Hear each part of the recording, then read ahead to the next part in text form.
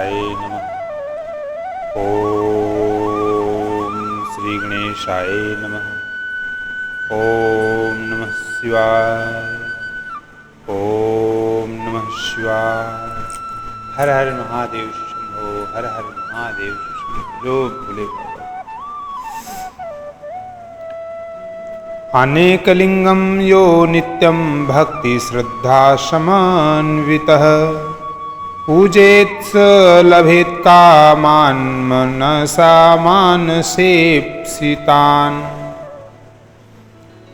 जो भक्ति तथा श्रद्धा से युक्त होकर अनेक लिंगों की मन से नित्य पूजा करता है, वह मनोवांछित कामनाओं की प्राप्ति कर लेता है।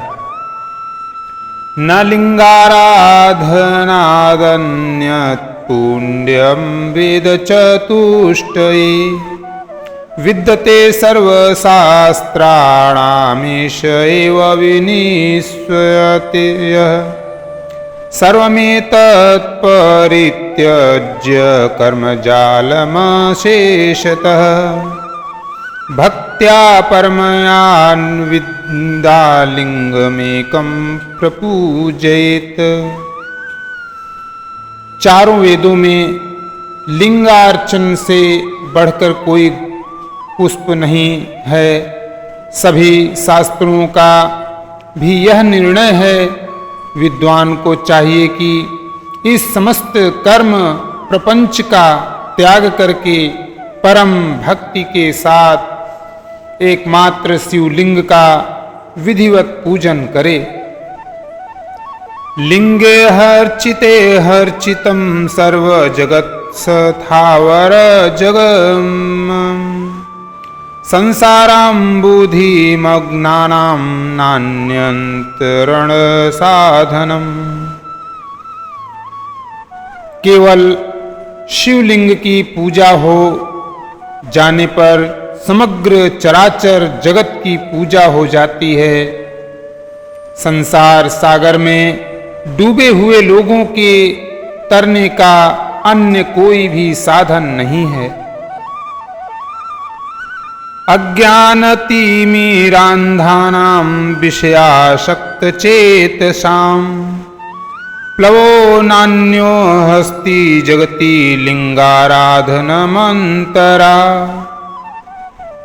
अज्ञान रूपी अंधकार से अंधे हुए तथा विषय वासनाओं में आसक्त चित्त वाले लोगों के लिए इस जगत में भव सागर से पार होने हेतु लिंगार्चन के अतिरिक्त अन्य कोई मौका नहीं है।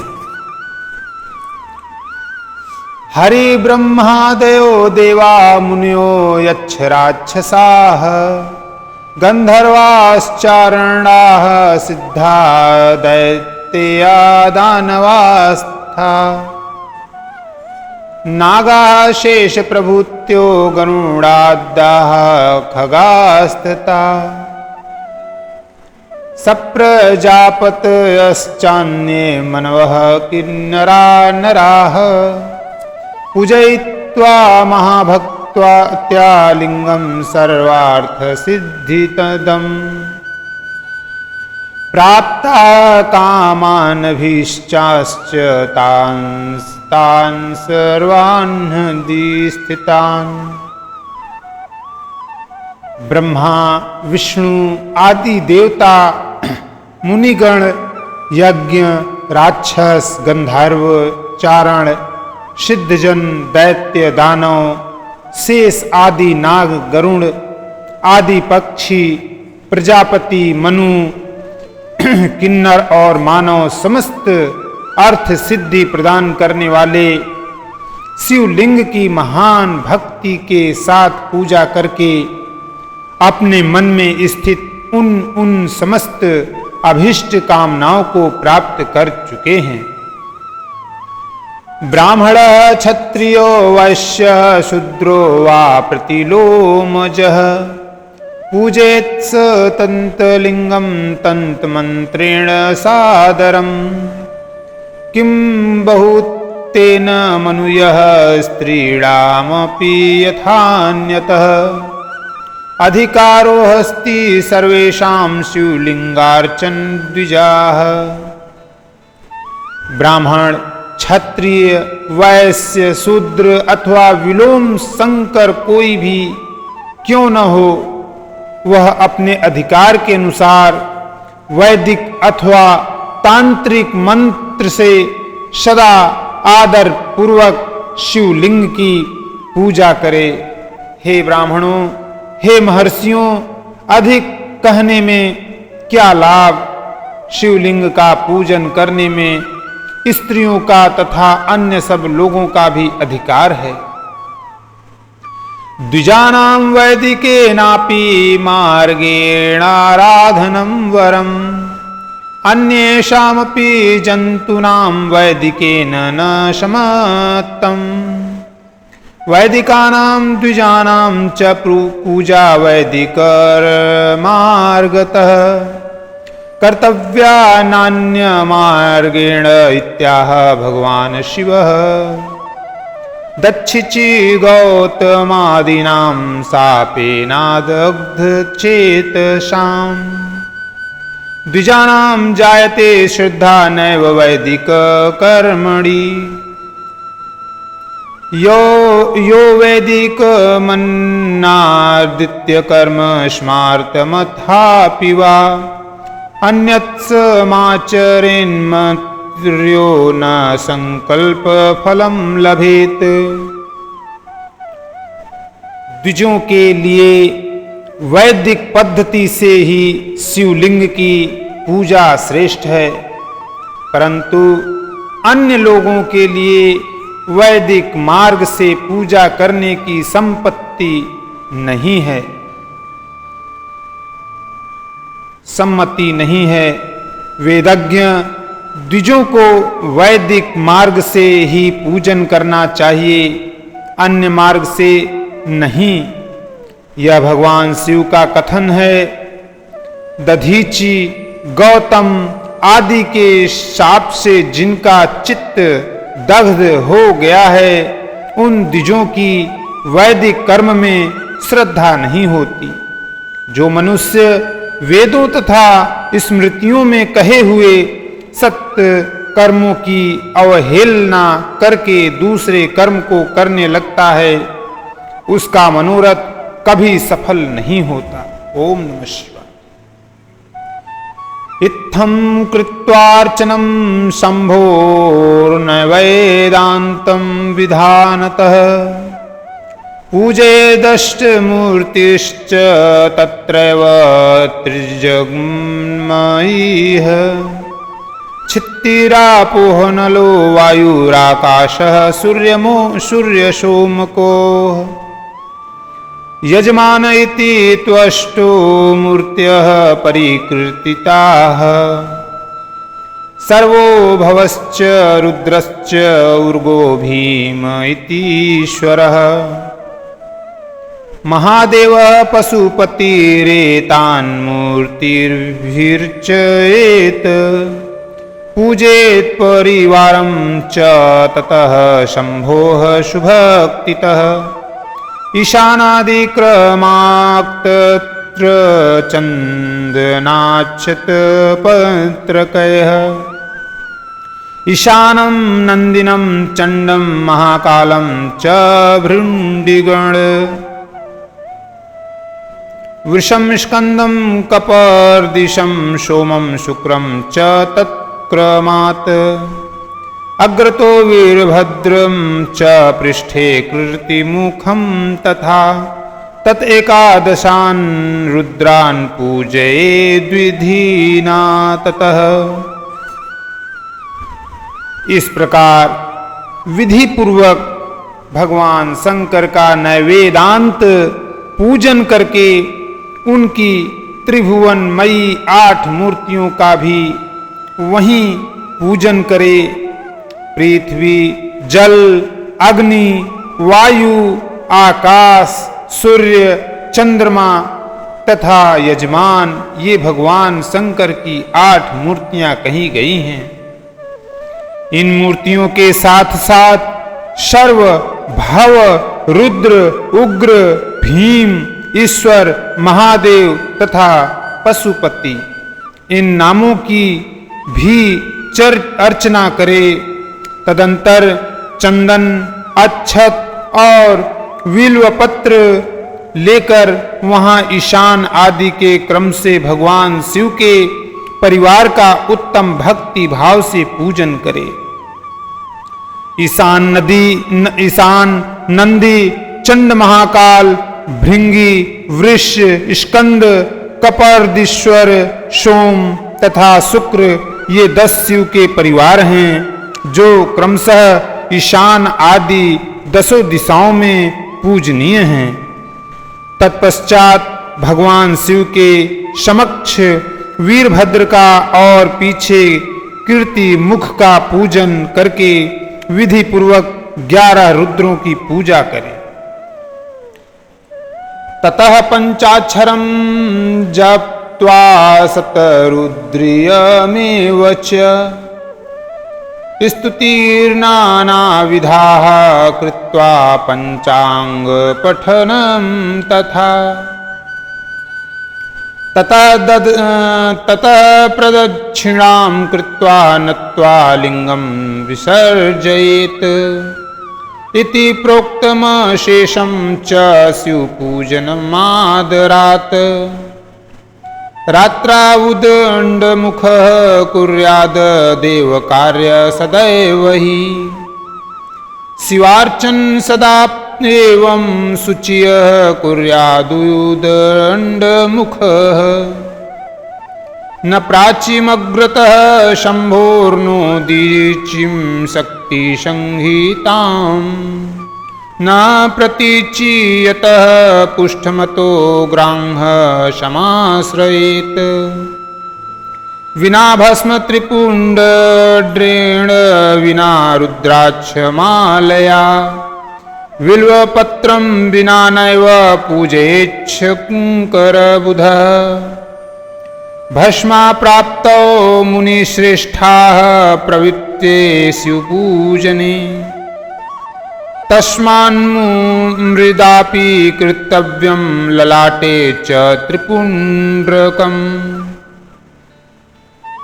इसके बाद पंचाक्षर मंत्र का जप करके सप्तरुद्रीय का पाठ तथा नाना प्रकार की स्तुतियां करके शिव पंचांग का पाठ करे।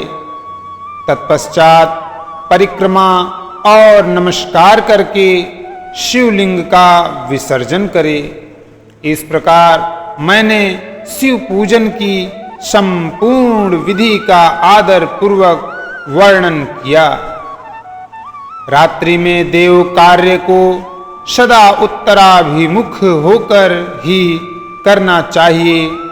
इसी प्रकार शिव पूजन भी पवित्र भाव से सदा उत्तराभिमुख होकर ही करना उचित है। जहाँ शिवलिंग स्थापित हो उससे पूर्व दिशा का आश्रय लेकर बैठना या खड़ा नहीं होना चाहिए, क्योंकि वह दिशा भगवान शिव के आगे या सामने पड़ती है। इष्ट देव का सामना रोकना ठीक नहीं है। शिवलिंग से उत्तर दिशा में भी न बैठें, क्योंकि उधर भगवान शंकर का वामांग है जिसमें शक्ति स्वरूपा देवी उमा विराजमान है। पूजक को शिवलिंग से पश्चिम दिशा में भी नहीं बैठना चाहिए, क्योंकि वह आराध्य देव का पृष्ठभाग है। पीछे की ओर से पूजा करना उचित नहीं है। अतः अवशिष्ट दक्षिण दिशा ही ग्राह है, उसी का आश्रय लेना चाहिए। तात्पर्य यह है कि शिवलिंग से दक्षिण दिशा में उत्तराभिमुख होकर बैठें और पूजा करें। विद्वान पुरुष को चाहिए कि वह बिना भस्म का त्रिपुंड लगाए बिना रुद्राक्ष की माला धारण किए तथा बिल्व पत्र का बिना संग्रह किए भगवान शंकर की पूजा न करे। हे मुनिवरों, शिव पूजन आरंभ करते समय यदि भस्म न मिले तो मिट्टी से ही ललाट में त्रिपुंड अवश्य कर लेना चाहिए। ओम नमः शिवाय। अथ द्वाविंशोऽध्यायः। शिव नैवेद्य भक्षण का निर्णय एवं बिल्व पत्र का महात्म्य। अग्राहं स्यु नैवेद्यमिति पूर्वं श्रुतं वचः ब्रूहीतनिर्णयं बिल्वमाहात्म्यमपि षण्मुने। ऋषिगण बोले, हे महामुने, हमने पहले सुना है कि भगवान शिव को अर्पित किया गया नैवेद्य अग्राह होता है, अतएव नैवेद्य के विषय में निर्णय और बिल्व पत्र का महात्म्य भी कहिए। शृणुध्वं मुनयः सर्वे सावधानतयाधुना सर्ववदामि संप्रीत्या धन्यास्यूयं शिवव्रताः। सूत जी बोले, हे मुनियों, अब आप सब सावधानी से सुने। मैं प्रेम पूर्वक सब कुछ कह रहा हूं। आप लोग शिव व्रत धारण करने वाले हैं, अतः आप लोग धन्य हैं। शिव भक्त शुचिः शुद्धः सद्व्रती दृढ़ निश्चयः भक्षयेत् शिव नैवेद्यं त्यजेद ग्राह भावनाम्। जो शिव का भक्त पवित्र शुद्ध सद्व्रती तथा दृढ़ निश्चयी है, उसे शिव नैवेद्य अवश्य ग्रहण करना चाहिए और अग्राह भावना का त्याग कर देना चाहिए। दुष्टवापि शिव नैवेद्यं यान्ति पापानि दूरतः भुक्ते तु शिव नैवेद्ये पुष्प्यान्यायान्ति कोटिशः। शिव नैवेद्य को देखने मात्र से ही सभी पाप दूर हो जाते हैं और शिव का नैवेद्य भक्षण करने से तो करोड़ों पुण्य स्वतः आ जाते हैं। अलम याग सहस्रेणाप्ययलम यागार्बुदैरपि भक्षिते शिव नैवेद्ये शिव सायुज्यमाप्नुयात्। हजार यज्ञों की बात कौन कहे, अर्बुद यज्ञ करने से भी वह पुण्य प्राप्त नहीं हो पाता है जो शिव नैवेद्य खाने से प्राप्त हो जाता है। शिव का नैवेद्य खाने से तो शिव सायुज्य की प्राप्ति भी हो जाती है। यद् गृहे शिव नैवेद्य प्रचारोऽपि प्रजायते तद्गृहं पावनं सर्वमन्य पावन कारणम्। जिस घर में शिव को नैवेद्य लगाया जाता है या अन्यत्र से शिव को समर्पित नैवेद्य प्रसाद रूप में आ जाता है, वह घर पवित्र हो जाता है और वह अन्य को भी पवित्र करने वाला हो जाता है। बोलो ओम नमः शिवाय। आगतं शिव नैवेद्यं गृहीत्वा शीर्षा मुदा भक्षणीयं प्रयत्नेन शिवस्मरण पूर्वकम्। आए हुए शिव नैवेद्य को प्रसन्नता पूर्वक सिर झुकाकर ग्रहण करके भगवान शिव का स्मरण करते हुए उसे खा लेना चाहिए। आगतम शिव नैवेद्यमन्यदा ग्राहमित्यपि विलंबे पाप संबंधो भवत्येव ही मानवः। आए हुए शिव नैवेद्य को दूसरे समय में ग्रहण करूंगा, ऐसी भावना करके जो मनुष्य उसे ग्रहण करने में विलंब करता है उसे पाप लगता है। न यस्य शिव नैवेद्ये ग्रहणेच्छा प्रजायते स पापिष्ठ गरिष्ठ श्याननकरं यात्यपि ध्रुवम्। जिसमें शिव नैवेद्य ग्रहण करने की इच्छा उत्पन्न नहीं होती वह महान पापी होता है और निश्चित रूप से नरक को जाता है। हृदय चंद्रकांते च स्वर्ण रूप्यादि निर्मिते स्युदिच्छावता भक्ते नेदम भक्ष्यमिति र्यते। हृदय में अवस्थित शिवलिंग या चंद्रकांत मणि से बने हुए शिवलिंग अथवा स्वर्ण या चांदी से बनाए गए शिवलिंग को समर्पित किया गया नैवेद्य शिव की दीक्षा लिए भक्त को खाना ही चाहिए, ऐसा कहा गया है। शिव दीक्षान्वितो भक्तो महाप्रसाद संज्ञकम् सर्वेषामपि लिंगानां नैवेद्यं भक्षयेत् शुभम्। इतना ही नहीं, शिव दीक्षित भक्त समस्त शिव लिंगों के लिए समर्पित महाप्रसाद रूप शुभ शिव नैवेद्य को खा सकता है। अन्य दीक्षा युजाम नृपणाम शिव भक्तिरतात्मनाम शृणुध्वं निर्णयं प्रत्याशु नैवेद्य भक्षणे।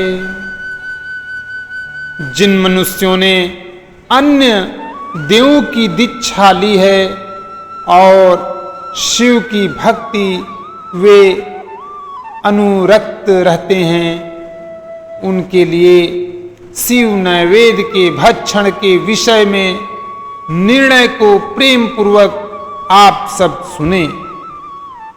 सालग्रामो द्ववे लिंगे रसलिंगे तथा द्विजाः पाषाणे राजते स्वर्णे सुरसिद्ध प्रतिष्ठिते काश्मीरे स्फाटिके रात्ने ज्योतिर्लिंगेषु सर्वशः चांद्रायण समं प्रोक्तम शंभो नैवेद्य भक्षणम। हे ब्राह्मणों, सालग्राम में उत्पन्न शिवलिंग, रसलिंग, पारदलिंग, पाषाणलिंग, रजतलिंग, स्वर्णलिंग देव और सिद्ध मुनियों के द्वारा प्रतिष्ठित शिवलिंग, केसर के बने हुए लिंग, स्फटिक लिंग, रत्नलिंग और ज्योतिर्लिंग आदि समस्त शिवलिंगों के लिए समर्पित नैवेद्य का भक्षण करना चांद्रायण व्रत के समान फल देने वाला कहा गया है। ब्रह्मापि शुचिर्भूत्वा निर्माल्यं यस्तु धारयेत भक्षित्वा द्रुतं तस्य सर्वपापं प्रणश्यति। यदि ब्रह्म हत्या करने वाला भी पवित्र होकर शिव का पवित्र निर्माल्य धारण करता है और उसे खाता है, उसके संपूर्ण पाप शीघ्र ही नष्ट हो जाते हैं। चंडाधिकारो यत्तत्परं तत्रास्ति तद्योक्तव्यं न मानवयः चंडाधिकारो नो यत्र भोक्तव्यं तच्च भक्तितः। जहां चंड का अधिकार हो वहां शिवलिंग के लिए समर्पित नैवेद्य का भक्षण मनुष्यों को नहीं करना चाहिए। जहां चंड का अधिकार न हो वहां भक्ति पूर्वक भक्षण करना चाहिए। बाणालिंगे च लौहे च सिद्धे लिंगे स्वयंभुवि प्रतिमाशु च सर्वाशु न चंडोऽधिकृतो भवेत्। बाणलिंग, लौहलिंग, सिद्धलिंग, स्वयंभुलिंग और अन्य समस्त प्रतिमाओं में चंड का अधिकार नहीं होता है। स्नापतित्वा विधानेन यो लिंगस्नपनोदकम् त्रिहे पिबेन् त्रिविधं पापं तस्येहाशु विनश्यति। जो विधि पूर्वक शिवलिंग को स्नान कराकर उस स्नान जल को 3 बार पीता है उसके समस्त पाप शीघ्र ही नष्ट हो जाते हैं। अग्राहं शिव नैवेद्यं पत्रं पुष्पं फलं जलम शालग्राम शिला संग्रात सर्वयाति पवित्रताम्। चंड के द्वारा अधिकृत होने के कारण अग्राह शिव नैवेद्य पत्र पुष्प फल और जल यह सब शालग्राम शिला के स्पर्श से पवित्र हो जाता है। लिंगोपरि च यद् द्रव्यं तद्ग्राहं मुनीश्वराः सुपवित्रं च तज्ज्ञेयं यल्लिंगस्पर्शबाहमतः। हे मुनीश्वरों, शिवलिंग के ऊपर जो भी द्रव्य चढ़ाया जाता है वह अग्राह है और जो लिंग के स्पर्श से बाहर है उसे अत्यंत पवित्र जानना चाहिए। नैवेद्य निर्णय प्रोक्तम मिथ्यम वो मुनि शक्तमाह शृणुध्वं बिल्वमाहात्म्यं सावधानतयादरात्। हे मुनि श्रेष्ठों, इस प्रकार मैंने शिव नैवेद्य का निर्णय कह दिया। अब आप सब सावधानी से बिल्व पत्र के महात्म्य को आदर पूर्वक सुने। महादेव स्वरूपोऽहं बिल्वो देवैरपि स्तुतः यथा कथश्चिदेतस्य महिमा ज्ञायते कथम्। बिल्व वृक्ष तो महादेव स्वरूप है और देवों के द्वारा भी इसकी स्तुति की गई है, अतः जिस किसी प्रकार से उसकी महिमा को कैसे जाना जा सकता है। पुष्यतीर्थानि यावन्ति लोकेषु प्रथितान्यपि तानि सर्वाणि तीर्थानि बिल्वमूले वसन्ति। संसार में जितने भी प्रसिद्ध तीर्थ हैं वे सब तीर्थ बिल्व के मूल में निवास करते हैं। बिल्वमूले महादेवं लिंगरूपीणमव्ययम् यः पूजयति पुष्प्यात्मा स शिवं प्राप्नुयाद ध्रुवम्। जो पुष्यात्मा बिल्व वृक्ष के मूल में लिंग रूपी अव्यय भगवान महादेव की पूजा करता है वह निश्चित रूप से शिव को प्राप्त कर लेता है। विल्वमूले जलैर्यस्तु मूर्धानमभिश्चियति स सर्वतीर्थस्नातः स्यात् स एव भुवि पावनः। जो प्राणी विल्व वृक्ष के मूल में शिव जी के मस्तक पर अभिषेक करता है, वह समस्त तीर्थों में स्नान करने का फल प्राप्त कर पृथ्वी पर पवित्र हो जाता है। एतस्य विल्वमूलस्याथालवालमानुक्तमम् जलाकुलम महादेवो दृष्ट्वा तुष्टो भवत्यलम्।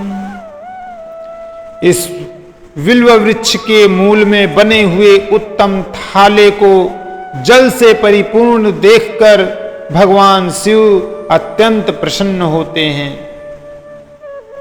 पूजेद विल्वमूलम यो गंध पुष्पादिभिर्नरः शिवलोकमवाप्नोति संततिर्वर्धते सुखम। जो व्यक्ति गंध पुष्पादि से विल्व वृक्ष के मूल का पूजन करता है, वह शिवलोक को प्राप्त करता है और उसके संतान और सुख की अभिवृद्धि होती है। ओम नमः शिवाय। ओम नमः शिवाय। हे नीलकंठ, हे त्रिनेत्रधारी, हे गले में नागधारी, हे माथे पे चंद्रमाधारी, जटाधारी, गंगाधारी, त्रिशूलधारी, डमरूधारी, खड्गधारी, आपकी सदा ही जय हो, आपकी सदा ही जय हो। ओम नमः शिवाय।